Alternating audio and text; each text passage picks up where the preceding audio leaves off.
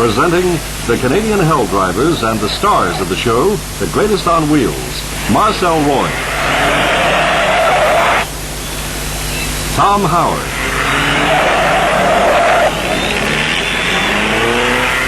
Bob Gross,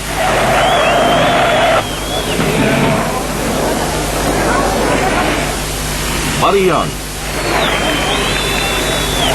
Peter Gross, Tanya and Leone, and that Pagliacci of motorsport, Peanuts the Clown.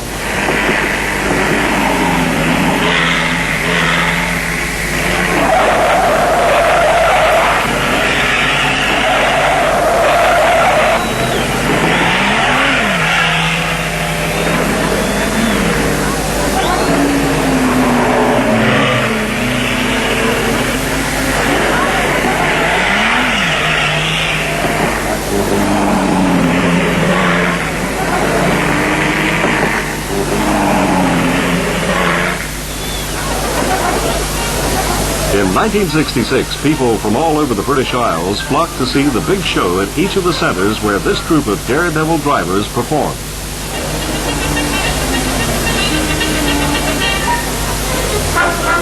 It was a circus of wheels, crashing cars, and screaming tires.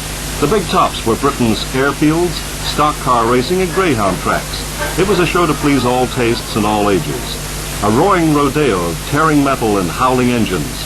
But first, the Grand Parade.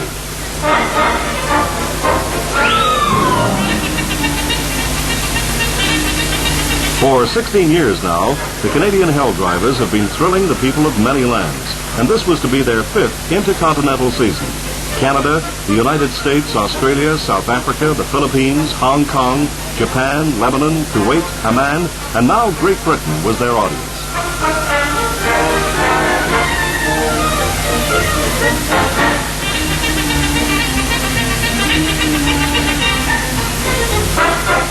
Driving such as the Hell Drivers exploit needs top-class equipment. One breakup of a component can spell disaster, and many British firms had cooperated to see that only the best was used.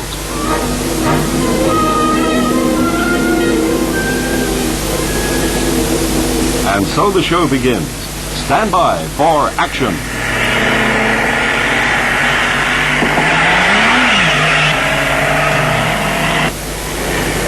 And just look at that clown. Doesn't he know that if motor racing is dangerous, this must be near enough fatal? For him, anyway. Say, boy, you never learn?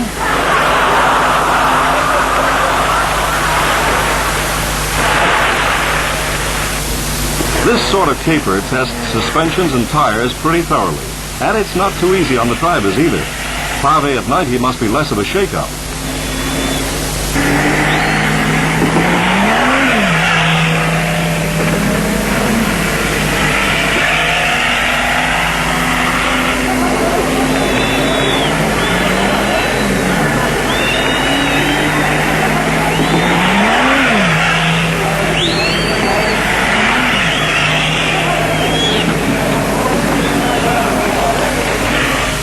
This proves conclusively that pedestrians are the most likely cause of accidents, but Peanuts doesn't care.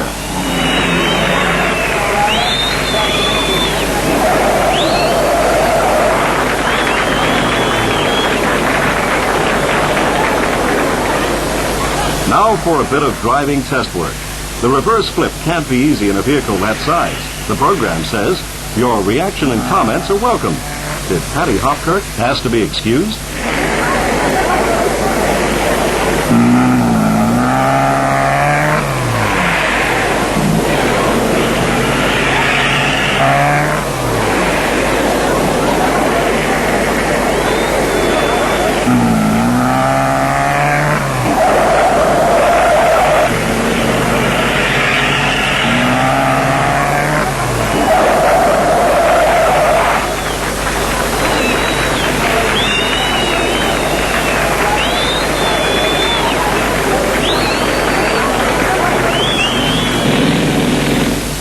Two or four, it makes no difference to the Hell Drivers with their heaven-reaching leap, but why not get the conditions a bit nearer to the name?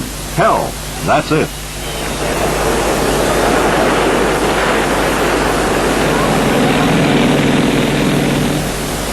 Don't waste your time clapping. Peanuts tells me it's easy. He reckons the others are chicken going that fast. He plans to pedal next.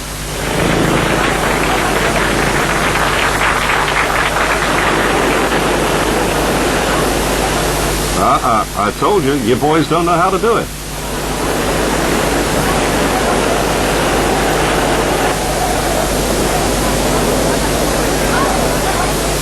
And now another taste of hell driving to come.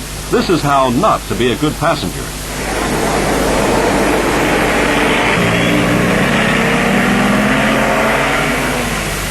Are you like clapping again? Peanuts let me in on the secret of how it's done. There's nothing to it, really. Have a go yourself sometime.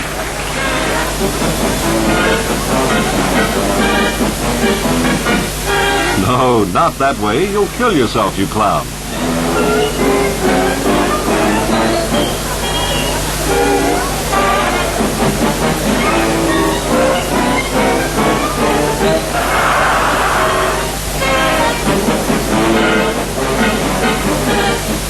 He doesn't need that. Only chickens pat themselves up. Well, maybe he'll wear it just for the first time. No, he's not scared.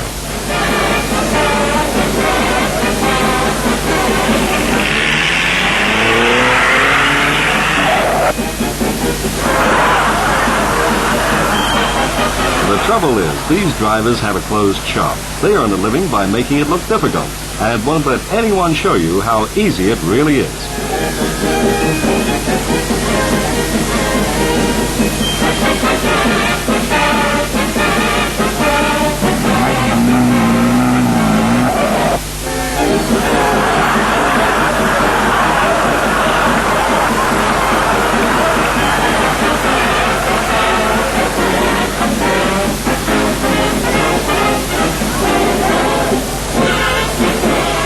Now it's getting to be all bitter and twisted. Still, this fire business is over quickly.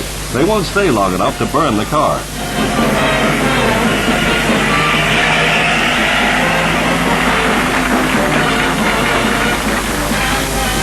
Or will they? Hey, what about the tires?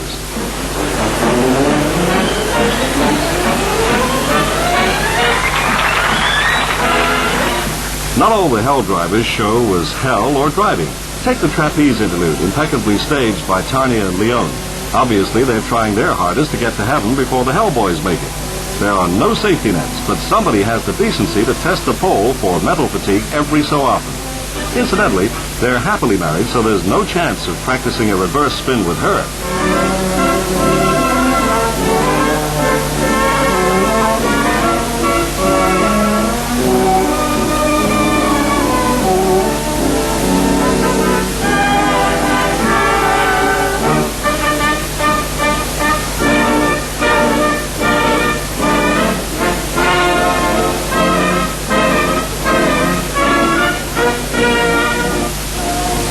This high pole act is all part of the circus atmosphere, and probably the most dangerous of the lot. You'll notice that this is the one part of the program in which Peanuts doesn't join.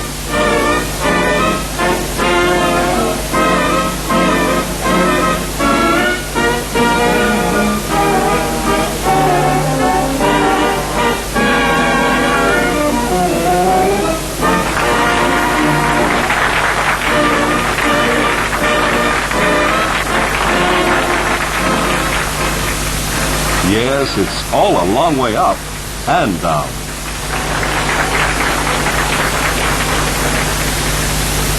Back on Earth again, the boys are preparing the cars for the next act, the leap.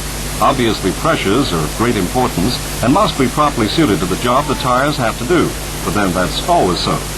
If you want to know what it's like to be a hell driver and how it's done, listen now. Well, our leap, of course, is one of our main attractions with this particular type of show. Of course, it consists of getting an automobile anywhere from 50 to 100 feet through the air and landing safely on a landing ramp. Now, this is where we've had quite a few boys that's been killed doing this particular stunt. However, it's pretty easy as long as everything goes smooth. But, of course, when you're dealing with automobiles and machines, anything can happen. But then, of course, you run into different types of tracks. Like you'll have a muddy track or a bad track or a short track. And you have to learn to compete with these things.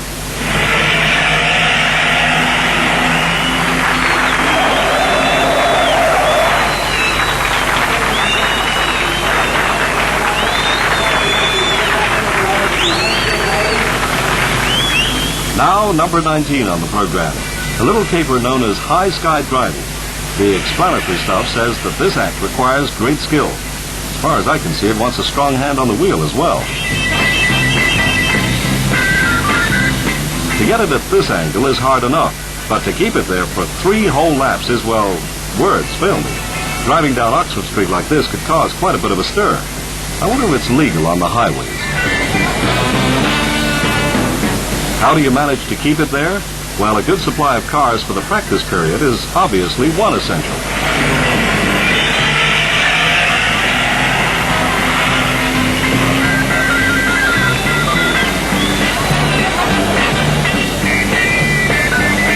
Hey, it's quite hard enough without your trying to upset the motor car.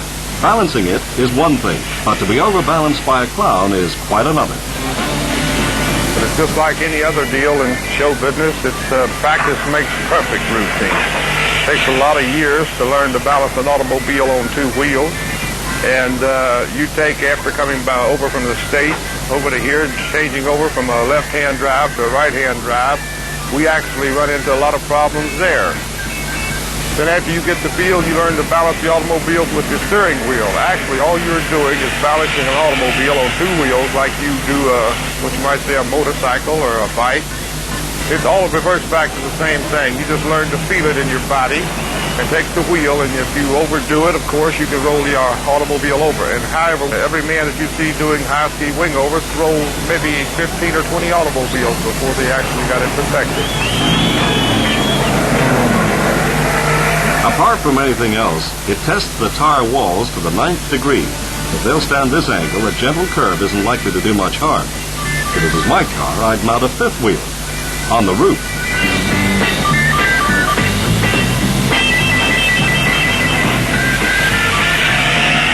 Incidentally, one set of ordinary tires averages 30 performances plus about 6,000 miles of road driving getting from place to place.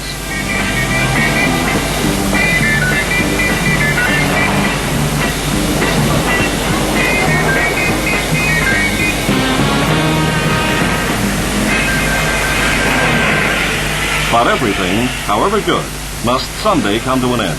Perhaps the driver's fed up with living permanently at 45 degrees. Anyway, down he goes at last.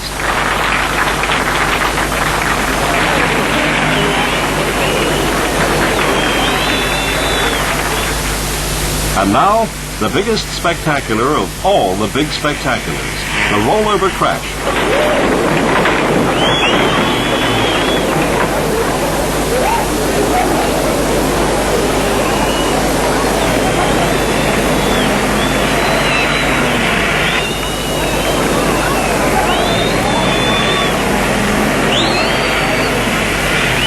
Most people try and avoid this sort of thing in the family saloon, but not the Canadian hell drivers.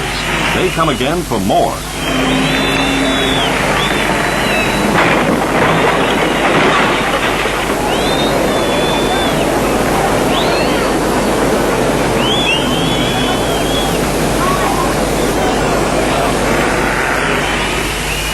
But what about the T-bone dive bomber crash?